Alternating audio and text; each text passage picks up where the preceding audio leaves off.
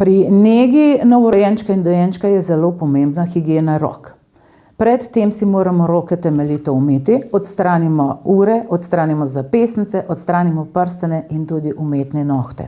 Potem moramo pripraviti prostor, kjer bomo negovali otroka. Se pravi, pripravimo previjalno mizo, potem pripravimo vse pripomočke za nego, kar jih potrebujemo, in potem pripravimo tudi prostor. Če se da in če je možno, da se ga malo bolj pogreje in pri previjanju in pri kopanju novorojenčka. Začnemo z jutranjo nego novorojenčka. Takrat novorojenčka umijemo na previjalni mizi celega, od glavice do nog preoblečemo. Lička umijemo tako, da umivamo ta prvo od najbolj čistega dela proti umazanemu, to pomeni čelo, koren nosu, lička, bradico in pod noskom. Nato začnemo umivati glavico, lasišče, zadaj, za ušesi in potem naprej milimo in umivamo trebuščka, potem zadaj, potem rokice od prstkov proti podpazduhi, potem nogice od prstkov proti dimelskim gubam in spolovilo spet od spredaj nazaj. Otroka previjamo čez dan približno na 3 ure, po noči po potrebi. Pri previjanju otroka vedno tudi umijemo. Umivamo tako, da vedno umivamo spodnji del trebuha, dimelske gube, z druge strani spolovilo od spredaj navzdol. Ko očistimo popek in povijemo otroka, popek ne smemo pokrivati.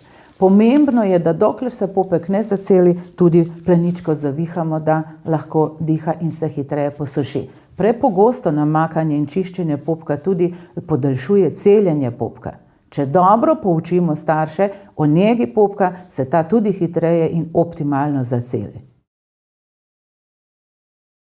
Popek čistimo 1 do 2krat na dan. Po potrebi lahko tudi večkrat, če se izločki blata ali urina polijejo čez krn popkovine ali čez popek. Za čiščenje popka je potrebno pripraviti fiziološko raztopino in sterilne zloženčke. Popek čistimo na ta način, dokler je prisotna krn popkovine. S krožnim potegom očistimo okoli krna popkovine, nato pa čistimo navzgor, dokler se ta krn popkovine ne očisti.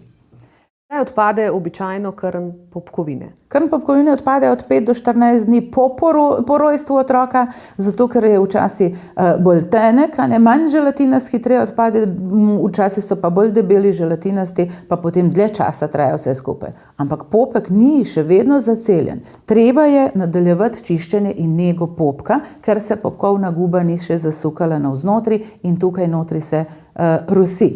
Poteka podobno, samo da tukaj raztegnemo popek in očistimo vsebino, ki se nabira v popku. To je ena taka prozorna rumenkasta vsebina, včasih tudi s kakšno kapljico krvi. Kdaj se popek dokončno zaceli in lahko začnemo s kopanjem?